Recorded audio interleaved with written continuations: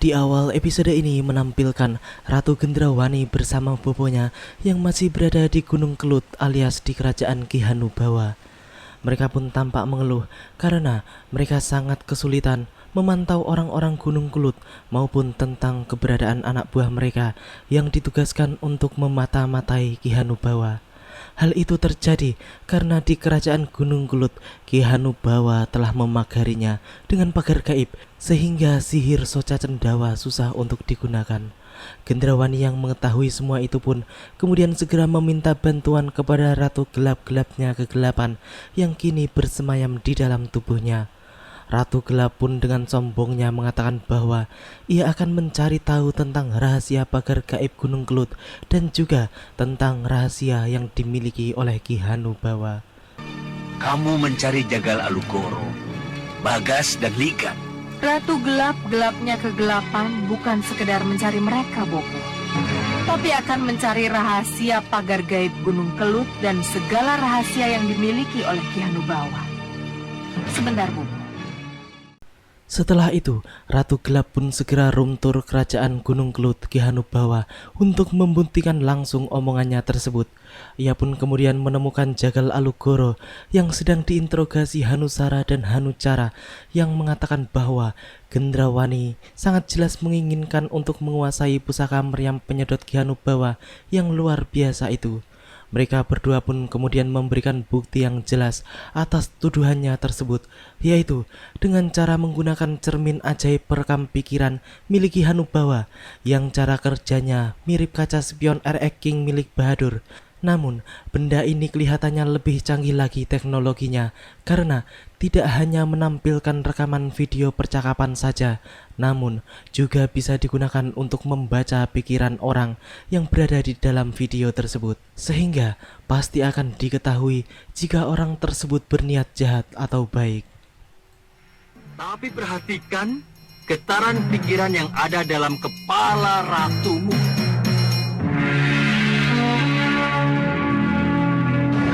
Untuk apa mengetahui mantranya? Kalau saya bersedia mendampingi ratu ketika ratu sedang menggunakan meriam itu. Tapi jangan kaget kalau pada suatu saat nanti meriam penyedot ini berpindah ke tanganku. Hah? Cermin bisa merekam pikiran. Jagal Alukoro dan Ratu Gelap yang melihat kenyataan luar biasa tersebut pun menjadi kaget, bercampur kagum luar biasa. Cermin tersebut ternyata memiliki keajaiban melebihi segala cermin sakti yang ada, seperti spion RX King Bahadur, kaca benggala milik Mak Lampir, ataupun air kobokan Soca Cendawa yang bisa menampilkan bioskop mini. Ratu Gelap yang sangat licik itu pun kemudian memerintahkan Jagal Alukoro untuk membuat keributan sehingga dirinya kemudian akan mencuri cermin sihir tersebut dan menggantinya dengan cermin sihir palsu. Ya, sungguh perbuatan yang sangat licik. Tipuan! Lebih baik dibuang saja. Ingkus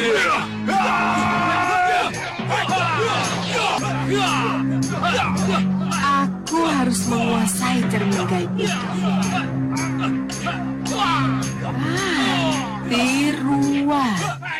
Tiruan.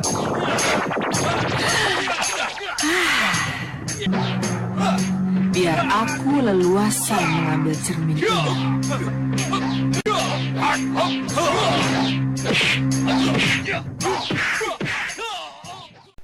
Ratu Gelap pun kemudian langsung membawa cermin tersebut dan meletakkannya di tangan Gendrawani.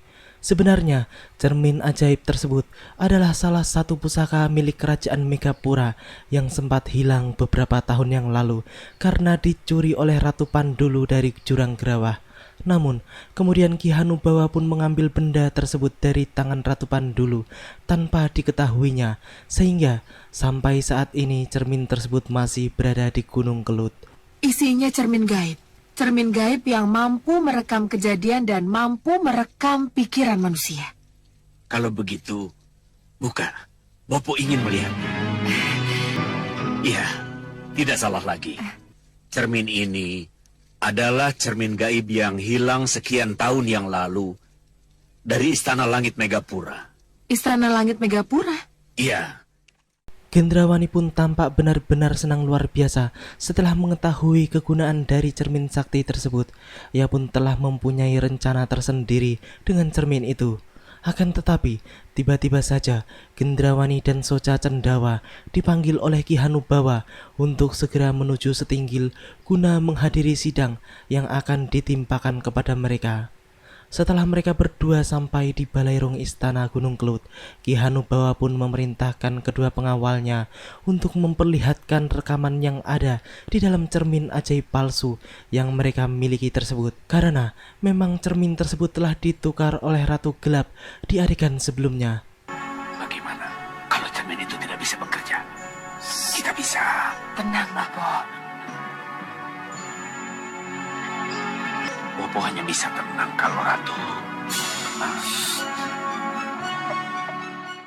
Soca Cendawa pun menjadi sangat takut karena ia tidak dapat membayangkan apa yang akan terjadi jika mereka mengetahui kalau cermin ajaib tersebut adalah cermin palsu. Namun Gendrawani pun tampak tenang karena Ratu Gelaplah yang akan mengatur semuanya, sehingga cerita yang ada di dalam cermin gaib tersebut bisa berubah sesuai dengan yang mereka inginkan. Benar saja, ketika cermin gaib tersebut dipantulkan ke kubah balerung istana Gunung Kelut, hasilnya pun berbeda dengan rekaman cermin ajaib aslinya. Sehingga jelas hal tersebut membuat Hanusara dan Hanucara menjadi bingung dan kesal.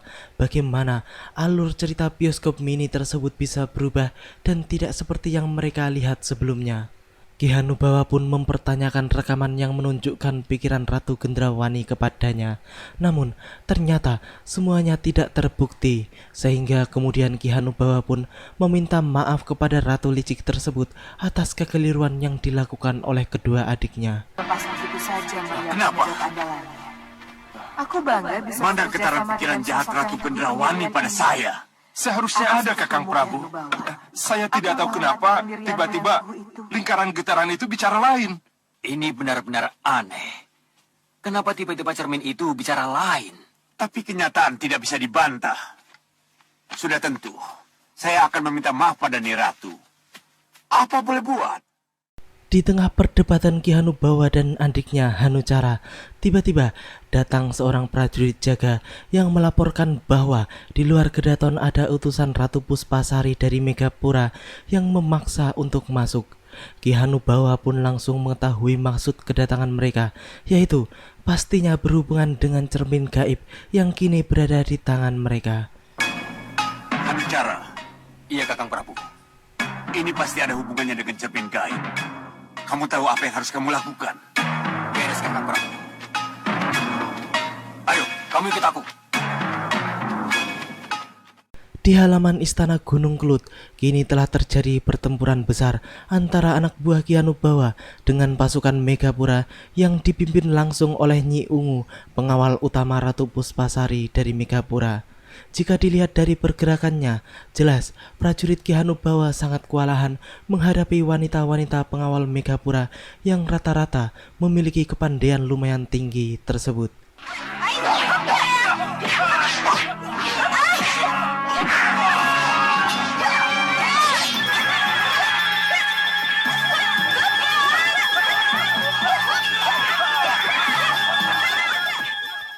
Kemudian, Nyi Ungu pun memerintahkan para pasukannya untuk menggunakan ilmu yang dinamakan kabut pelangi, yang kemudian hasilnya pun sangat luar biasa. Prajurit Ki Hanubawa pun langsung berantakan dan terlempar ke berbagai arah dibuatnya.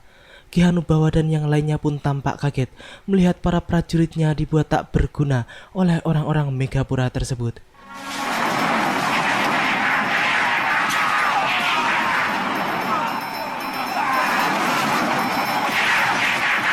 Panah api! Lepas!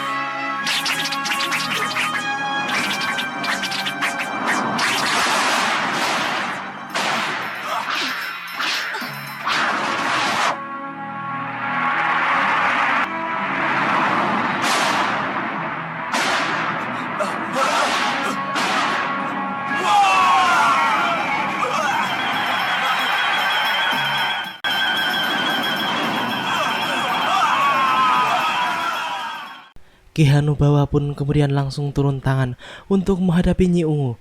Ia pun segera mengerahkan jurus-jurus andalannya yang dahsyat itu. Namun, Nyi Ungu bukanlah manusia sembarangan. Ia pun mampu mengimbangi jurus-jurus dan ilmu milik Ki Hanubawa. Siapa dulu yang menculik dan membebaskan Dewi Sekarwangi dari ikatan sihir saya kalau bukan Ratu Puspasari? Iya. Hingga akhirnya Dewi Sekarwangi berada di Megapura sesudah itu. Si licik Gendrawani pun kemudian melihat ada sebuah peluang emas ketika dirinya melihat pertarungan Ki Hanubawa dan Nyi Ungu. Ia pun berencana untuk berpura-pura membantu Ki Hanubawa yang pastinya akan memperbaiki citranya di mata penguasa Gunung Kelut tersebut. Ya, sebuah ide licik yang terlihat brilian, namun sama sekali tidak perlu ditiru.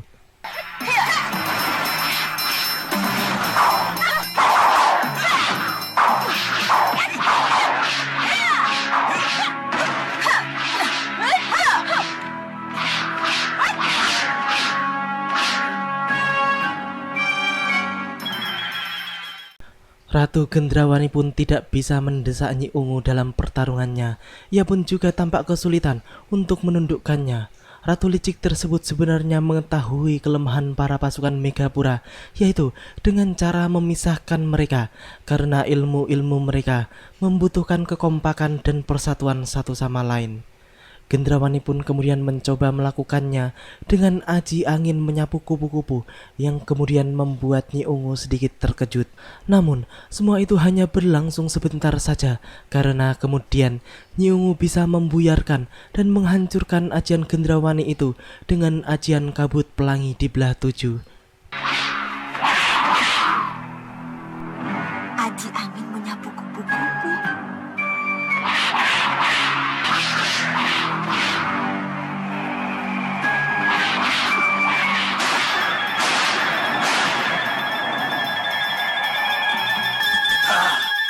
Kurang ajar.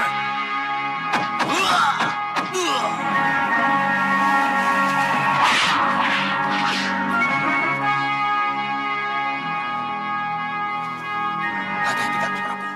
Cahaya ungu yang keluar dari selendangnya memiliki daya sengat yang luar biasa. Aji kabut, pelangi di belah 7. Ketika Nyi Ungu sedang terlibat perdebatan dengan Ki Hanubawa tentang keberadaan cermin ajaib Megapura, salah seorang prajurit pun melaporkan bahwa cermin ajaib mereka telah hilang dan diambil kembali oleh Ratu Puspasari sendiri. Nyi Ungu yang melihat semua itu pun menjadi tersenyum-senyum karena merasa usahanya telah berhasil.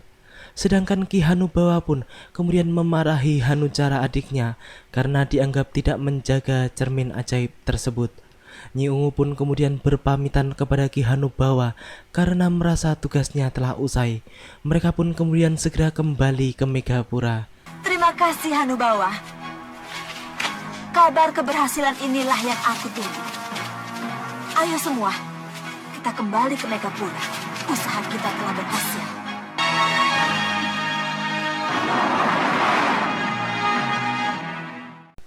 Di ruangannya, Soca Cendawa dan Gendrawani pun tampak bingung harus berbuat apa karena cermin yang direbut Ratu Puspasari pastinya adalah cermin gaib palsu buatan Ratu Gelap. Soca Cendawa pun berpikir bahwa apa jadinya nanti jika Ratu Puspasari mengetahui bahwa cermin gaib yang direbutnya kembali tersebut adalah cermin palsu. Dengan direbutnya cermin gaib palsu oleh Ratu Puspasari, maka kamu akan bebas dari segala kecurigaan dari Ki Hanubawa dan adik-adiknya. Jadi jangan bicara lagi tentang cermin gaib palsu yang sudah raib itu. Lalu bagaimana dengan cermin gaib yang asli? Simpan dulu, jangan sekali-sekali menggunakannya. Iya. Demikianlah akhir dari cerita di episode kali ini. Nantikan kelanjutan kisahnya di episode yang akan datang.